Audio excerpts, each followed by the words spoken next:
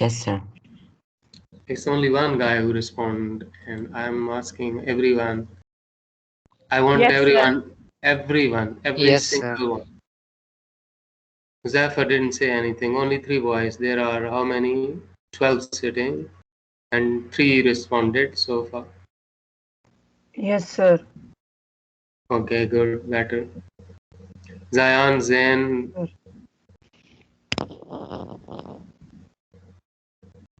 Okay. Now listen to me. Be attentive and. Okay, Assalamu good. alaikum, sir. Wa alaikum assalam. Okay, boys. You remember we were talking about the World War One and India? Remember? Yes, sir. Yes, sir. Okay, good. And we discussed that Indians supported British in the war. Did Indians support the British during World War One? Yes or no? No, sir. Who is this?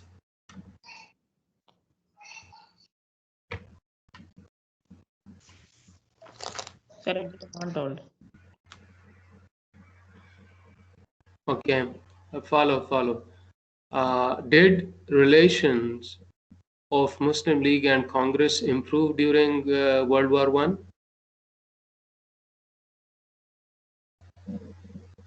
Yes or no?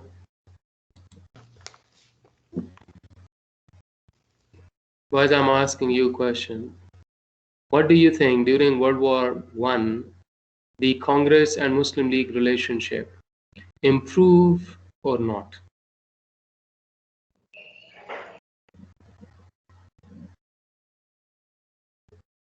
What do you mean? You are not saying anything. What does this mean? This mean I get the answer? Secondly, My question is very simple. During World War One, was there any improvement of relations between Congress and Muslim League? Yes, sir. yes, sir. What about Uzaif Ahmed? Are you here, Uzaif Ahmed?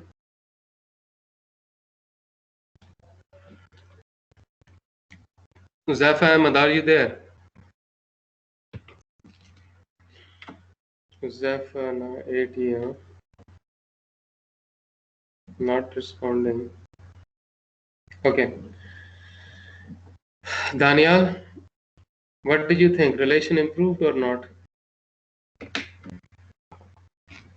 Muhammad Daniel.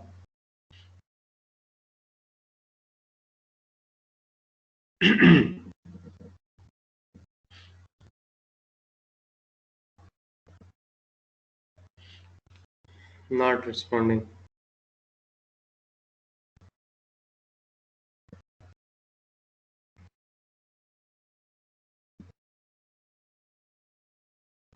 Okay. Muhammad Rian Kashif, are you there? Yes, sir. Tell me, did relation of Congress and Muslim League improve during World War One? Yes, sir. Any example, evidence? Anyone? Can you give me an evidence of improved relationship that, okay, this is how, this is when you say yes, 3-4 of you said yes. So what is the proof? What evidence do you have? Hurry up, boys. If you take so long, I will not be able to start my topic. I'm just trying to still introduce the topic. Any evidence of improved relationship? Lucknow Pact. Lucknow Pact. This was our last topic, and we discussed in detail about Lucknow Pact that signed between ML and Congress sector Muslim League demands and concessions. And both parties were the same, and we discussed the peak of Hindu-Muslim unity, and all was like, and still you guys like took so long, which clearly indicates that you do not follow the class properly in a way, and especially at home you do not, study the topic and underline and take brief notes, which I'm telling you all the time. Okay, now listen. During World War One, Congress and Muslim League came closer and they signed agreement which is called the Lucknow Pact.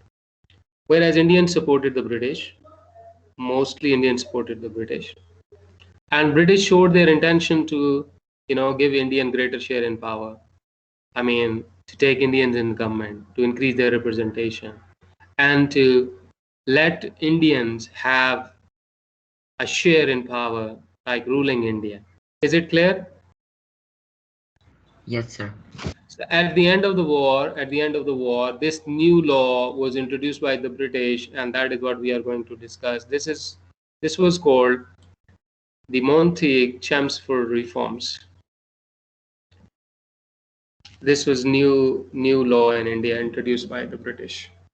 New law, you can understand. Is this clear? Yes, sir. Yes, sir. Okay, this was by the Viceroy of India, Lord Chelmsford, and the Secretary of State for India, Lord Montague. And this law in July 1919 was introduced. It was also called Montford Report or Reforms. Or otherwise, it is also called Government of India Act 1919. So, Government of India Act 1919. Is this clear? Is this clear to everyone? Yes, sir. Yes, sir. Yes, sir. Okay, boys. So now I have introduced the topic and gave you the background as well. That World War One, Indians supported British. In return, British showed their intention to share power with the Indians. Whereas Congress and Muslim League got closer, so mean unity of the Indians, in order to pursue or pressurize British for more rights. So in this context, the new law, the Government of India Act 1919 or Montford Reforms or Montague Chelmsford Reforms were introduced. Now we will see that what were these reforms first of all, and then we will be able to understand that how much power was shared with the Indians, how much greater say Indian had in running India, and were they happy? I mean, satisfied, or they opposed? They were not happy in a way. So this is all we are going to see now. Is it clear to everyone? Yes, sir. Boys, be attentive. All of you be attentive. Okay, this is important topic. So let's see now that these points, point number 1, point number 2, point number 3, point number 4, these 4 points are related to central government. Which government?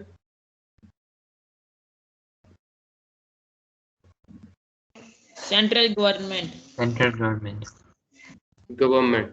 Okay, central government we mean, what do you mean by central government? Government at center, like we call in Pakistan federal government, Islamabad. Understand? Yes, sir. Okay. And as you know, central government is followed by which governments? Provincial governments. What governments? Provincial governments. So in Pakistan also we have this system. We have a central government, federal government, we're headed by Prime Minister, and we have then followed by provincial governments. These are headed by chief ministers. This is how we run our country. Federal government take care of the entire country, and provincial government take care of their provinces. Is it clear? Yes, sir. Boys, all of you respond to me. Why there is only one person responding all the time? Yes, sir. Hello, Hello, this is. everyone, pay attention. Okay, Yes. so we have government at center followed by government at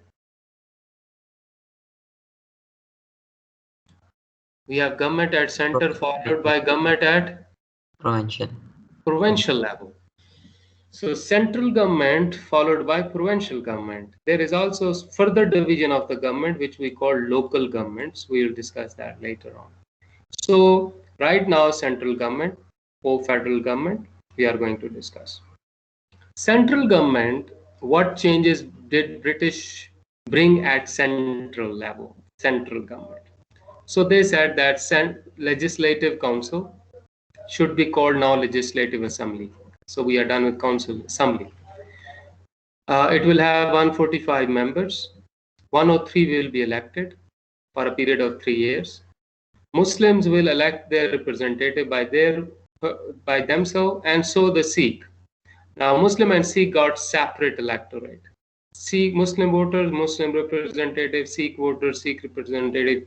So Muslim will elect Muslim representative, Sikh will elect Sikh representative. So this is what was the separate electorate, first given to Muslim, now to Sikhs as well.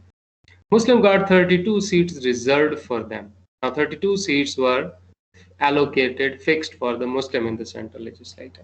This is point number 1. Is it clear?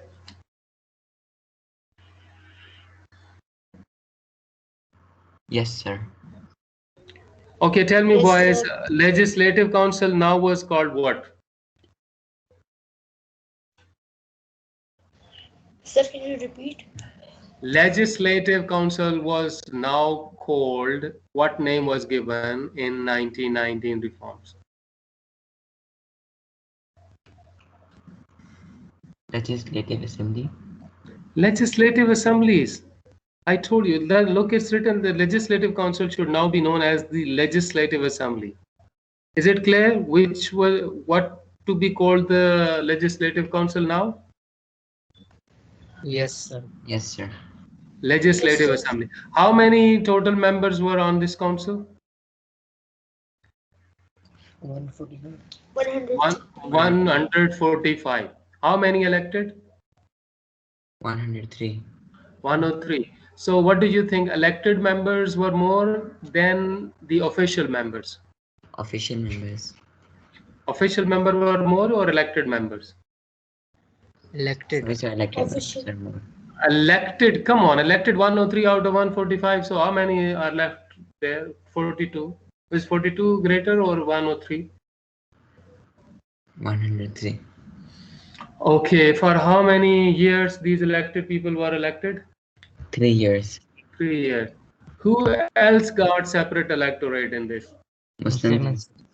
Muslim had already Sikh got it. How many seats were reserved for the Muslims? 32.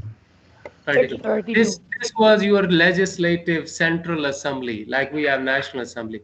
So now central assemblies, legislative assembly mean, legislative mean law making, an assembly that makes law making, where laws are made and then implemented. So law making assembly. Now the next point, state of council, council of state, 60 members, 33 whom be elected. So how many members of state of council?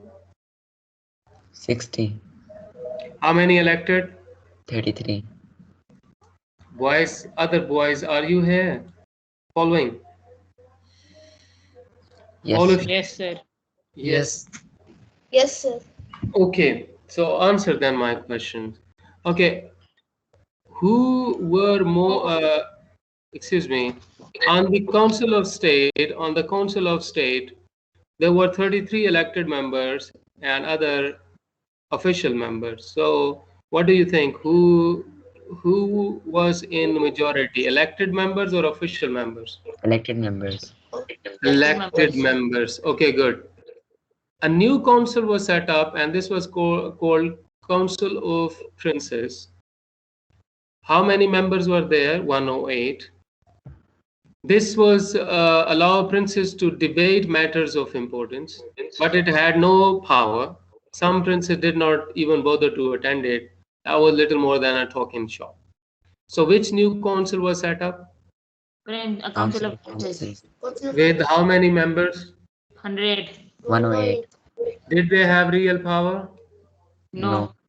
Why did some princes did not join it? Because it was like a talking shop. It was just a talking shop. Okay, very good. Now, these 3 points were related to the central government. So, now to sum it up, if you see that on Legislative Assembly, Indian representation increased, elected members were now 103 out of 145. Sikh got separate electorate with a state of Council of State with 33 elected members, total 60, and Princes, Council of Princes was set up with 108 seats. That is nutshell.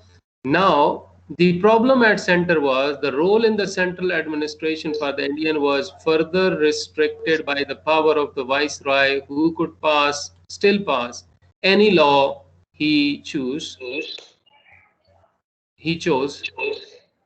if he felt it was necessary for the safety of India.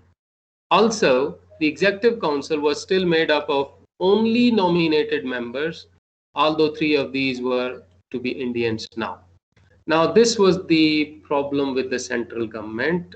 What reforms introduced at center? Who had still the real power here at center? So the viceroy.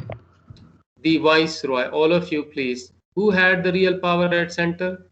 The viceroy. Let other also. Once you answer once, that's good. Let other now. One. The viceroy. Okay. What powers did viceroy have at center? So he could still pass any law he chose.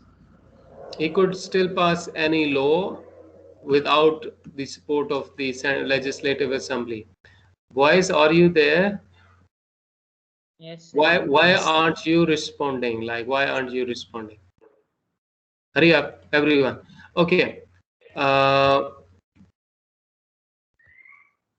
Executive Council, which was to run the administration of India, was there any elected member on Executive Council? There were nominated members, or 3 of these were not being. Only nominated members, but one advancement was there that 3 to be the Indians, but rest nominated members, no elected member on this council. So this was the central government. So what reforms introduced by the British at central government? If you understand this, that Indian representation increased on central legislative assembly, on the Council of State, Prince's Council was set up, but still real power was with the viceroy, who could pass any law, and central executive council didn't have any elected members so far. So in nutshell, we can see that representation increased, but real power still not share with the Indians at center. Is it clear? Yes, sir. Yes, sir. Okay, now see at provincial level what happened. Provincial government. What happened? In the provinces, a new system of Diarchy was introduced. Which new system? Diarchy.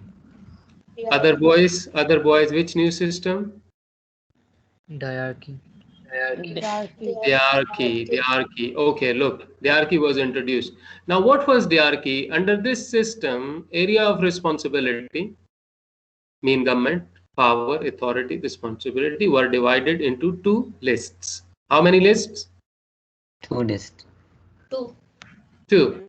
So now you can see that at provincial level, Diarchy was introduced, a system in which responsibility was divided into 2 lists. Is it clear? Yes, sir. Yes, sir. Yes, sir. Okay. So let me ask Zayan.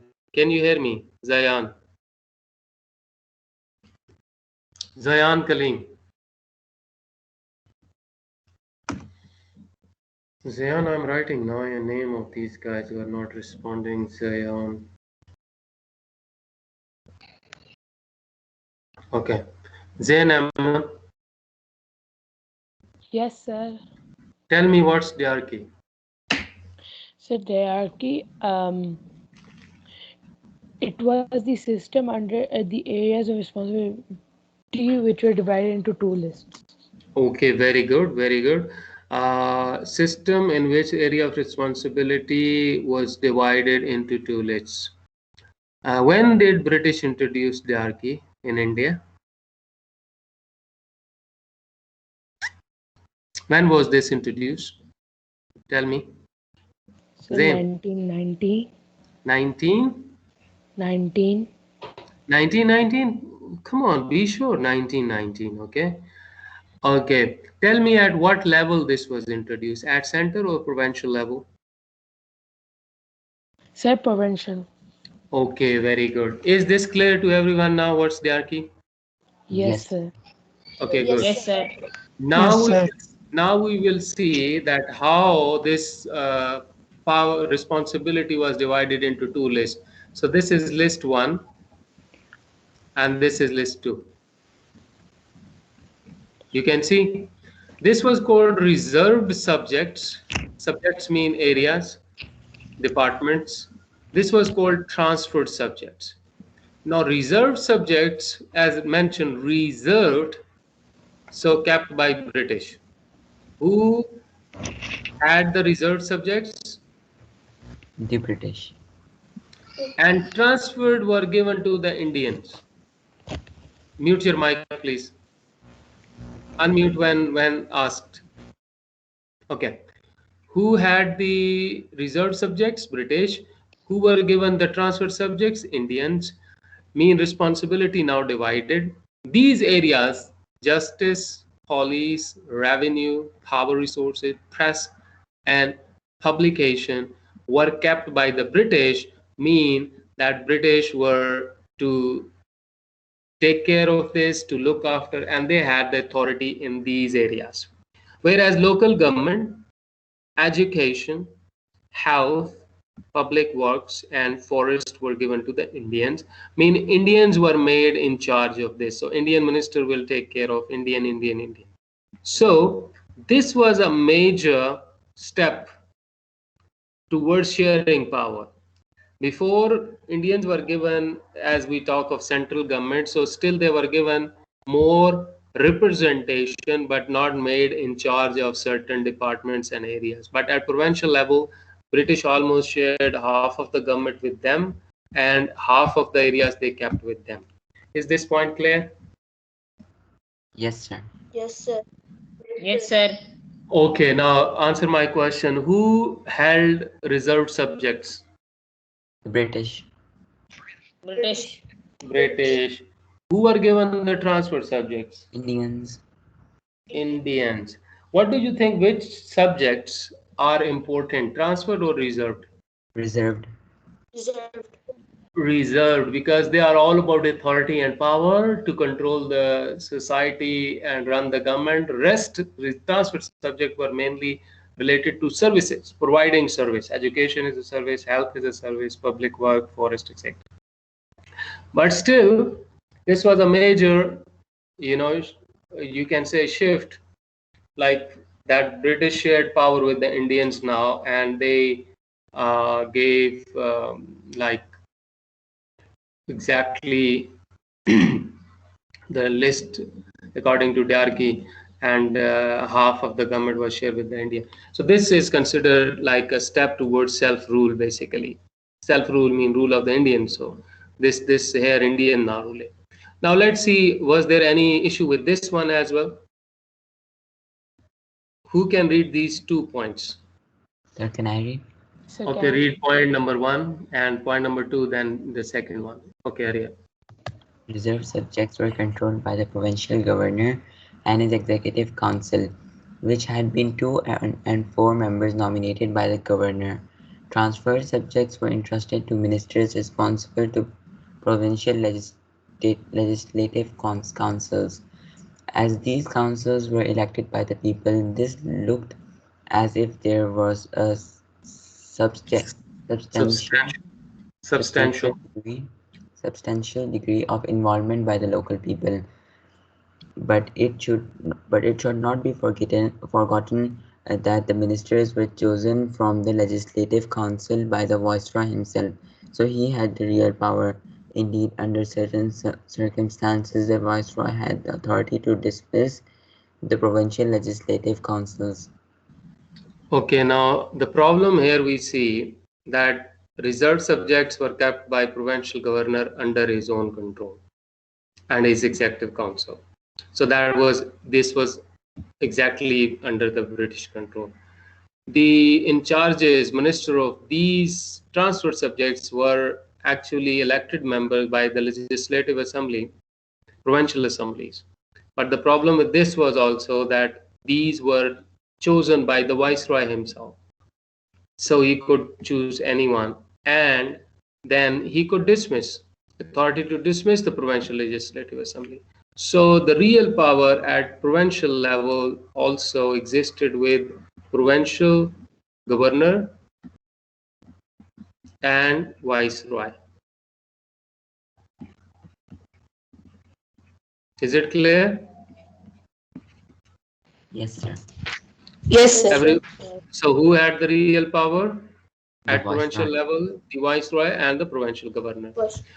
Next step, the British also claimed that they were extending voting right to more local people, but the new regulation still meant 5.5 million, only 2% of India's 250 million population could vote. So right of vote to extend it to how many people? 5.5 million. 5.5 million, and they made up what percentage of the total population? 2%. 2%. Rest of the boys? Sir, 2%. 2%. 2%. Okay. Okay. Now see, we discussed that in 1919 reform at center representation increase, real power was held by the Governor General. At provincial level, Diarchy was introduced and transferred subjects were given to the elected members, but still real power was with provincial governor and the viceroy. Right to vote was extended to 5.5 million people, which made only 2% of the population. So, what do you think that should Indian be satisfied with this or happy with this? No, sir, they should not be happy.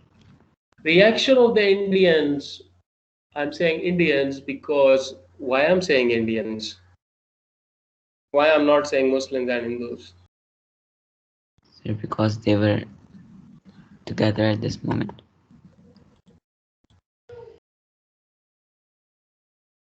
Anyone else?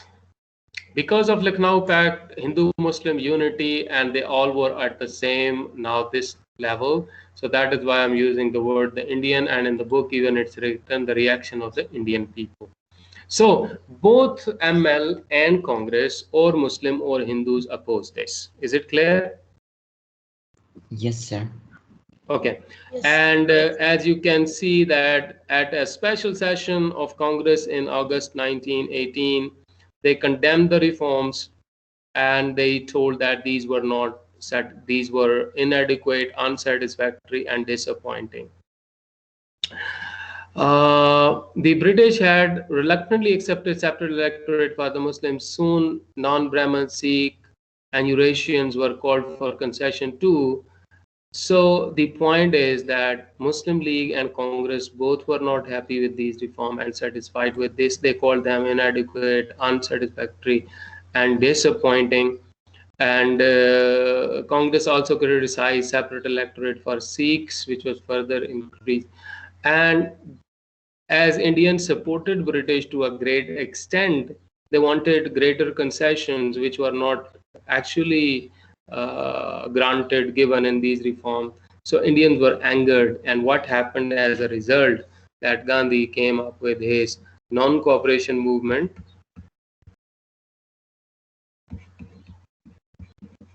Non-cooperation movement, and you know what was Gandhi's non-cooperation movement? It was a protest against the British, and that protest included what? Included boycott, strikes,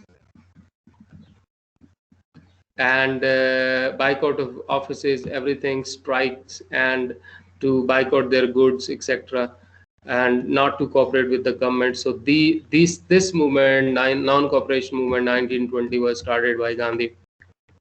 Protests were widespread, and it was difficult for the government to control, but British did not surrender actually, rather they resorted to use of power. They gunned down many people, they even used aerial bombing, they arrested people, imprisoned them. So British used full power at the end to deal with this, and one of this reaction of the British was the Rowlatt Act. This was a new law introduced by the British Rowlatt Act, new law. And this new law was against the fundamental rights of the Indians.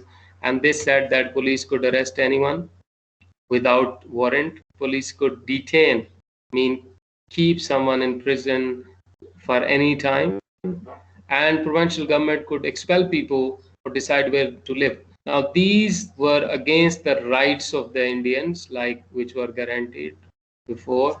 And to protest against this, Quaid-e-Azam resigned from Imperial Legislative Council, and strikes and demonstration across India started.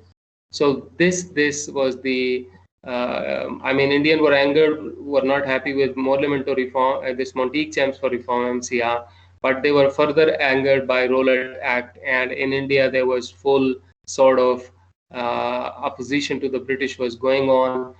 Tough measures were taken by the British in reaction to this, and they introduced this Rowlatt Act that they could arrest anyone, keep in prison, send him out wherever they want to.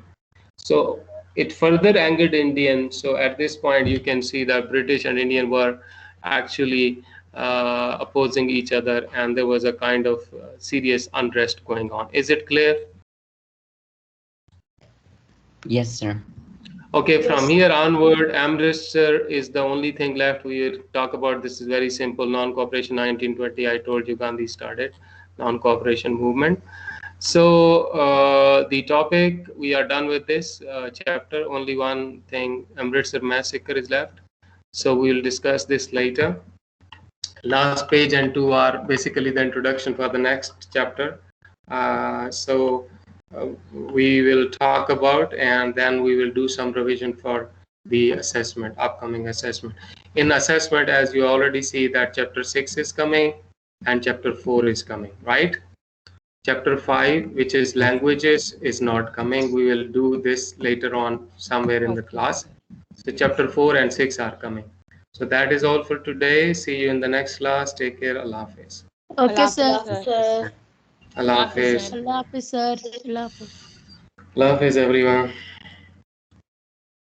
Officer.